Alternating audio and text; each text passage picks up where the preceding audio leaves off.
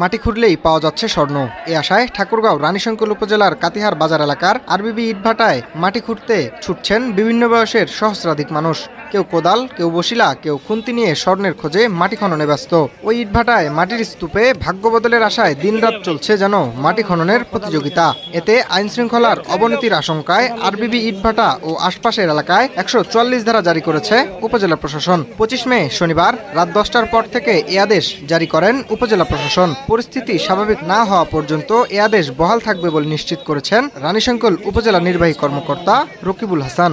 জানা গেছে, জেলার রানীশঙ্কল উপজেলার কাতিহার বাজার এলাকার বাচর ইউনিয়নের আরবিবি নামে একটি ইটভাটায় ইট প্রস্তুতের জন্য বিভিন্ন জায়গা থেকে দীর্ঘদিন ধরে মাটিগুলো সংগ্রহ করা হয়। গেল এপ্রিলে হঠাৎ স্থানীয় এক ব্যক্তির ফেসবুকে ছড়িয়ে দেয় মাটি খুঁড়লেই মিলছে সোনা। তারপর থেকেই মাটি খুঁড়তে স্থানীয় সহ উৎসুক জনতা ভিড় করেন সেখানে।